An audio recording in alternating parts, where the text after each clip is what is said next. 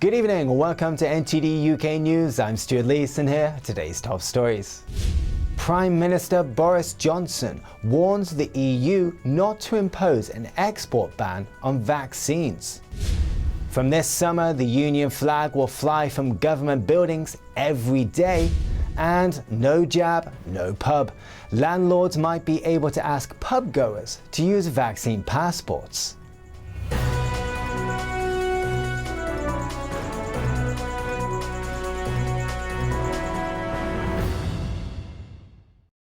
The Prime Minister warned the EU not to impose export restrictions on vaccine shipments to the UK. This comes after the European Commission issued new export rules. The European Union on Wednesday tightened its oversight of exports for COVID-19 vaccines. Many see this as aimed at the UK. The Prime Minister said on Thursday, "We're on the side of openness. That's where we are. And I don't want to see blockades of vaccines or of medicines. I don't think that's the way forward, either for us or for any of our friends." At the Commons Committee meeting on Wednesday, he said the long-term damage done by such bans could be very considerable. And he warned such bans could encourage companies to move to the UK. I would just gently point out to anybody considering a blockade or an interruption of supply chains that companies may look at such actions and draw conclusions about whether or not it is sensible to make future investments in countries where arbitrary blockades are imposed. According to the new rules, the granting of export licenses for vaccines produced in the EU will be based on reciprocity, meaning they target countries that are manufacturing the vaccines but not exporting them to the bloc. European Commission President Ursula von der Leyen says in defence of the plans, open roads should run in both directions. But later on Wednesday, London and Brussels struck a conciliatory note. In a statement, they said they were working towards creating a win-win situation to expand vaccine supply. EU member states are struggling to kickstart vaccine programs slowed by a shortfall in deliveries. At a meeting on Thursday, EU leaders were scheduled to discuss the new rules. While some are concerned over risking a trade war, they are not expected to block them. The Union flag, commonly known as the Union Jack, is normally flown on UK government buildings on certain days only. But from this summer, it's to be flown every day. NTD's Neil Woodrow brings us a story. The present Union flag dates from 1801. It's normally flown on 20 designated dates from UK government buildings. Now it's going to be flown all year round. Culture Secretary Oliver Dowden in a new guidance saying the Union flag unites us as a nation and people rightly expect it to be flown above UK government buildings. This guidance will ensure that happens every day unless another flag is being flown as a proud reminder of our history and the ties that bind us. The first Union flag was created in 1606. It combined the flag of England, the St George's Cross, with the flag of Scotland, the White Cross of St Andrew. Then in 1801, after the Act of the Union, the College of Arms designed a new flag. It included a red psalter, the cross of St Patrick, chosen to symbolise Ireland. That's the flag we know today. There is also a call from the local government secretary. Our nation's flag is a symbol of liberty, unity and freedom that creates a shared sense of civic pride. People rightly expect to see the Union flag flying high on civic and government buildings up and down the country as a sign of our local and national identity. So, how do people view the change? I think at a time of trouble, of desperation, of people fearing for the future, they regard the Union flag as something to hang on to, something which reminds us of the past when we were a considerably stronger power than we are now. With local authorities and other local organisations encouraged to follow suit, we could all be seeing a lot more of the Union flag. Neil Woodrow, NTD News, London. The Prime Minister told MPs that pub landlords may ask their customers to prove they've had the COVID-19 jab. It comes as the government reviews the idea of vaccine passports. Here's Jane Wemmel with more. You might have heard of jabs for jobs, but now there's talk of papers for pubs. The issue came up at a meeting for the liaison committee. Boris Johnson first spoke of doctors getting the jab for hepatitis B. I do think that the basic concept of vaccine certification should not be totally alien to us, because, after all, when you have when you're entrusted with the care of a patient, and you say you're a surgeon, you're expected to have a vaccination against hepatitis B. Asked by MP William Ragg about vaccine certificates for ordinary citizens going to the pub, Boris Johnson suggested landlords could ask customers for vaccine certificates. I think that that's the kind of thing that, it may be up to individual publicans it may be up to the landlord. Just recently, he says it's too early to decide, but the government will talk about it more in the future. That's despite ministers previously ruling out the idea of vaccine passports. The Prime Minister's suggestion triggered anger from some Tory backbenchers. The trade body UK Hospitality warned a mandatory passport scheme would cause conflict and be unworkable. Some pub-goers said they were open to the idea of a certificate. So obviously now it's people particularly above 50 and vulnerable groups who've received it. So I think wait until everyone, especially young people who are going to be in pubs often, have their vaccine offered to them, and then that could be a system that could work. More people would be able to get together. So, and then there'd be a bit more normality. But it's difficult because people will feel that's, asking too much information. Being in public spaces, you don't really want to take a risk, and you don't want to, as soon as everything starts opening up, we don't want to get back into the same situation we had a few months back. So yeah, I agree with it. I think it would be good. Dining outdoors, including pub gardens, are set to reopen next month. Jane Werrell, NTD News, London. A group of MPs says the UK won't be able to do away with the BBC licence fee until at least 2038. A Common Select Committee found in a new report that the licence fee has a limited shelf life in the digital media landscape. But the government has missed the boat to reform it. Because of the lack of broadband infrastructure, there is no credible alternative way to fund the public service broadcaster. The MPs encourage the government to support the current model until at least 2038. The government will send a group of government commissioners to Liverpool after a report finds a dysfunctional culture at the City Council. Liverpool City Council is under a police investigation. Several people were arrested last December, including the Mayor Joe Anderson, on suspicion of fraud, bribery, corruption and misconduct in public office. Local Government Secretary Robert Jenrick ordered an inspection of the council, and the report was published on Wednesday. It paints a deeply concerning picture of mismanagement, the breakdown of scrutiny and accountability, a dysfunctional culture putting the spending of public funds at risk and undermining the city's economic development. The report finds many apparent failures and a serious breakdown of governance at the council. This includes a failure of proper and due process across planning and regeneration, including worrying lack of record keeping. Indeed, documentation had sometimes been created retrospectively, discarded in skips, or even destroyed. Inspectors found many senior councillors flouted the code of conduct by not declaring gifts. The register of interests presented to inspectors were only updated from December, when the inspection was announced. The report also notes an overall environment of intimidation at the council. The only way to survive was to do what was requested without asking too many questions or applying normal professional standards. The police investigation focuses on building and development contracts in Liverpool. The report finds when selling land, the city's council's best interests were not on the agenda. Jenrick proposes a 3-year improvement plan and will send government-appointed commissioners to exercise certain unlimited functions of the council. I'm consequently proposing to direct the transfer of all executive functions associated with regeneration, highways and property management at the authority to the commissioners. The government's actions is thought to be the first direct intervention in the day-to-day running of a city the size of Liverpool, with a population of 500,000. Liverpool is one of Labour's strongholds.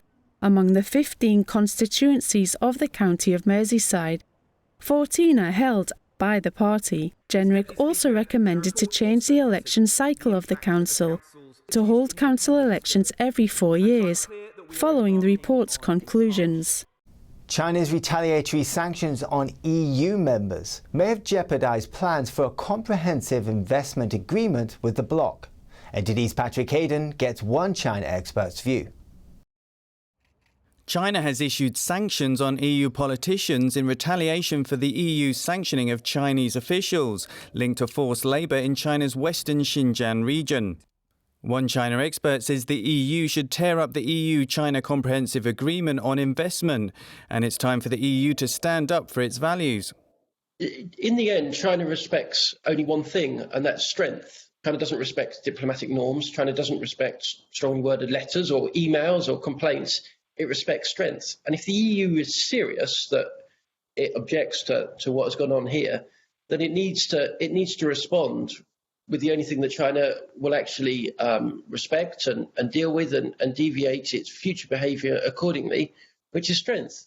Armstrong says if the EU does pull the deal, then someone will be targeted internally within Beijing for the failure. For China, it's something different. It has become a badge of pride. It has become part of its self-recognition, a status symbol as such, for their ability to negotiate deals with powers on the global stage. And it's also part of its efforts to tear Europe away from the United States and into its own grasp. So for China to give this up will be incredibly difficult. He says that China's sanctioning of EU members who are standing up for human rights is a poke in the eye for Western values. To so thoroughly mock the institutions, the values, beliefs of the West, the tools we use against them, so as to denigrate them. We shouldn't fall for this trick, and we should remember that, as in all conflicts, there is a right side and a wrong side, and that the West is standing up for the values that we know from our history help to make us free, help to make us safe, help to make people happy, and we should be proud of that. Armstrong says we should defend Western traditional values against those who threaten them. Patrick Hayden, NTD News, London. China's spokesperson Hua Chunying on Wednesday addressed the current situation between China and the EU with hostile comments. She indicated that the Chinese aren't to be messed with, or there will be consequences. During a Wednesday press conference, spokeswoman Hua Chunying was asked to comment on the European Parliament's recent decision to cancel a meeting between the two nations. It was scheduled to review the China-EU Comprehensive Investment Agreement. She responded saying the agreement was not a gift from one side to the other. She also indicated that Beijing would not back down. Hua also commented on the Five Eyes Alliance, an intelligence pact shared by the US, UK, Canada, Australia, and New Zealand. She said it reminded her of what was called the Eight-Nation Alliance, referring to a military coalition that invaded North China 120 years ago. It was made up by the British Empire, the US, Russia, Japan, and Germany, among others. Hua pointed out that today's China isn't the same as that from the year 1900. She warned that Chinese people aren't to be messed with, or things will get ugly. Up next, the NHS is trialling reusable masks, gowns and other PPE to reduce the amount of plastic waste. That and more when we return.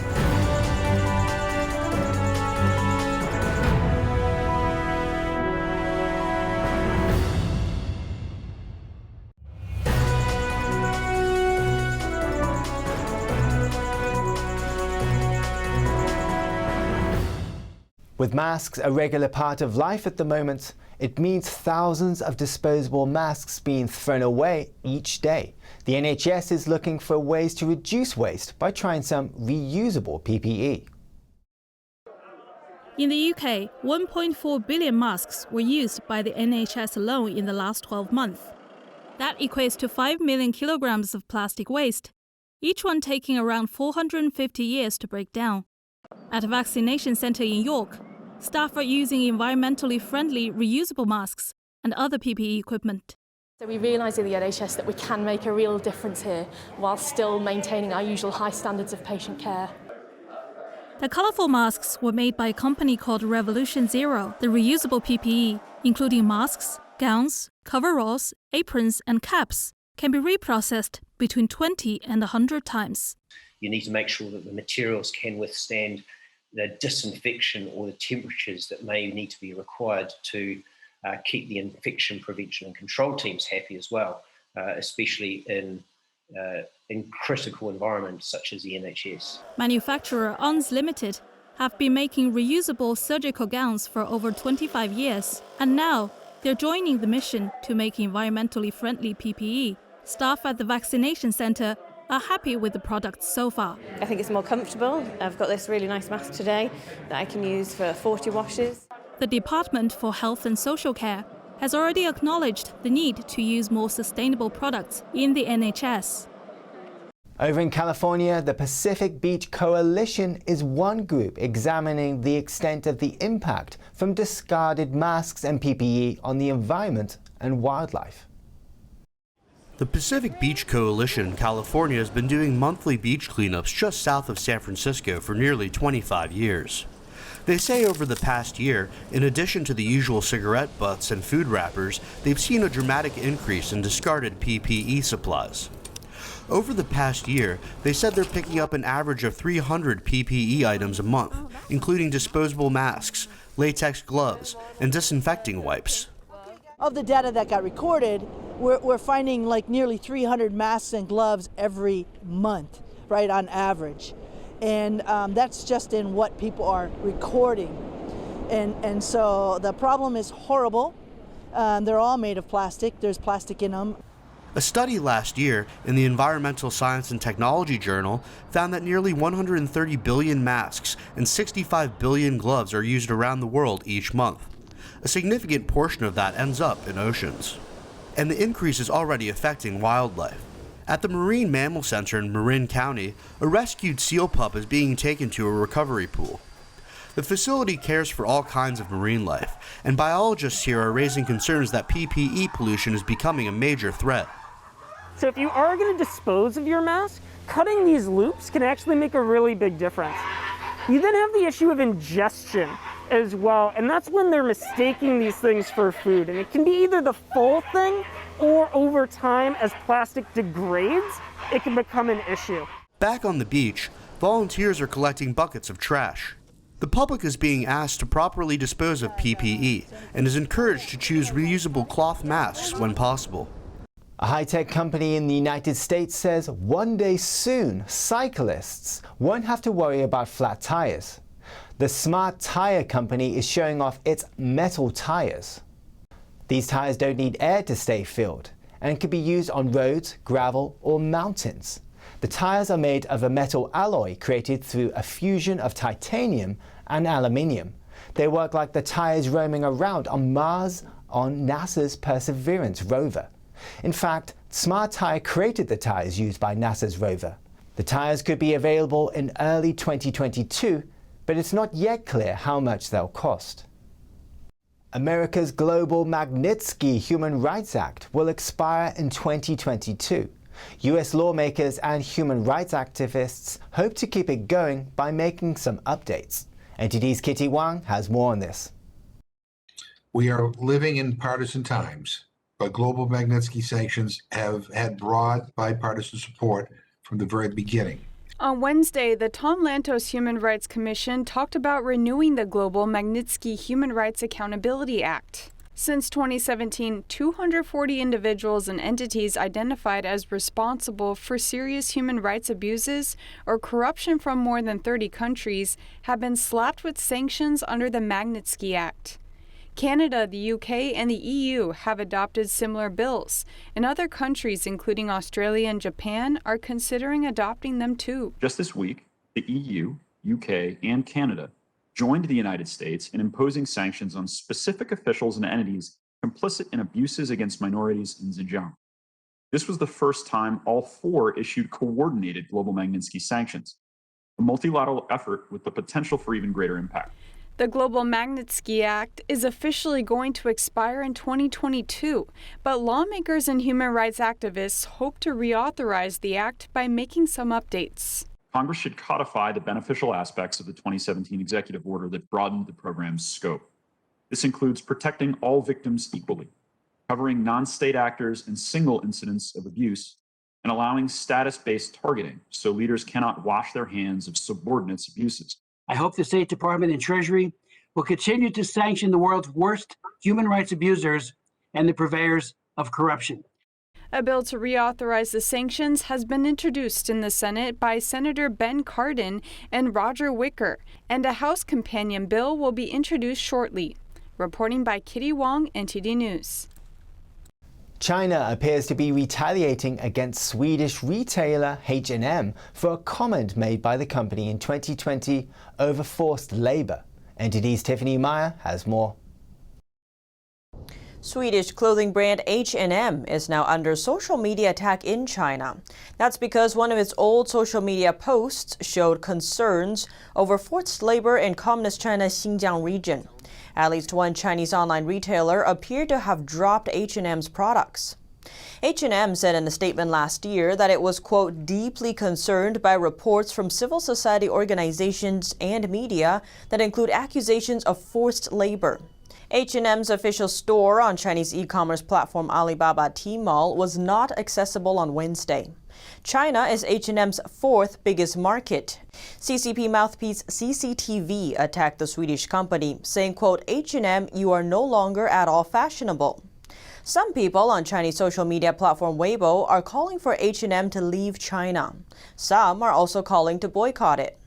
On Wednesday, H&M China issued an announcement in response. It says H&M values the Chinese market and will have long-term investments there. At the same time, it will continue to comply with OECD guidelines for responsible business conduct. The guideline has a new chapter on human rights. Britain's competition watchdog is giving Facebook and Giphy 5 working days to address its concerns over their merger deal. It found that Giphy had plans prior to the merger to expand sponsorship deals to other countries, including the UK. Regulators say if Giphy and Facebook remain merged, Giphy could have less incentive to expand its digital advertising, and called it particularly concerning given Facebook's existing market power in display advertising. It marks another case against Facebook's global market power. In another case in the US, Facebook chief executive Mark Zuckerberg said Wednesday that tech companies should have immunity from liability, but only if they follow best practices for removing damaging material from their platforms. Ahead of a Thursday hearing on Capitol Hill with top social media CEOs, Facebook boss Mark Zuckerberg argued companies such as his should not be liable for content shared by users, as long as those companies followed best practices. At stake is what's known as Section 230 of the Communications Decency Act. It's a 1996 law limiting the liability of internet platforms for content shared on their sites. In the text of his opening statement shared Wednesday, Zuckerberg said firms such as Facebook should act to take down harmful posts. But he cautioned, quote, platforms should not be held liable if a particular piece of content evades its detection.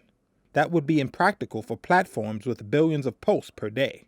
The hearing is titled Disinformation Nation: Social Media's Role in Promoting Extremism and Misinformation. Ukrainian Airlines is offering passengers a chance to get out of the house, but just for a staycation. The new attraction also gives the airline a boost amid a plunge in national passenger traffic. The new service is run by Ukraine Airlines International. Attractions include the Dnipro River and Chernobyl's notorious power station. This flight takes off in the morning and arrives back at the same airport an hour later. It's a way to keep staff working, prevent the aircraft from being permanently grounded, and remind passengers what they're missing. So far, passengers are enthusiastic. It's very cool and funny. Unfortunately, the weather was not so good, and we haven't seen all that was planned. But the pilots were funny and told many interesting stories. That made it good. Bohdan Skotnikov is project manager for Ukraine Airlines. Unfortunately, at the moment, the volume of air traffic is not as good as we wish it to be. And actually, we had time to think about some other projects which our passengers may like. People miss flying, and we decided to remind them what's it like up in the sky, what it's like to fly, and at the same time to show them the sights of Kiev and the Kiev region. Transport strategist and researcher Serhiy Volk agrees any recovery might not happen for another couple of years. He also points out new costs imposed by the pandemic, which may make travel harder for ordinary passengers. The convenience of the aviation business suffers because the procedure for admitting flights has become much more complicated. Controls of body temperature and some other measures are added. To provide the temperature control in the airport, new equipment is needed. All this increases the expenses of airports, which are passed on by airlines, and as a result, it makes air travel even more expensive. The January 2021 report from the International Air Transport Association, or IATA, reveals passenger traffic fell in January by more than 70% compared with January 2019. Back in the UK, London's zoo is calling for help. But don't worry, they don't need you to feed the crocodiles. They have 3 young alpacas in need of names. To help, the zoo has chosen a shortlist. There's Alpacachino, Cusco or Snowball for the white one, Pumpkin Spice, Lima or Cookie for the one with brown coloured fur, and Toffee Nut or Chenka or Humbug for the other. The young male South American alpacas were born on a British farm last year and moved to the zoo at the beginning of this month. You can enter your choices online with the winning names to be announced just ahead of the zoo's reopening on April the 12th. That's the news for today, and thanks for tuning in. I'm Stuart Lees.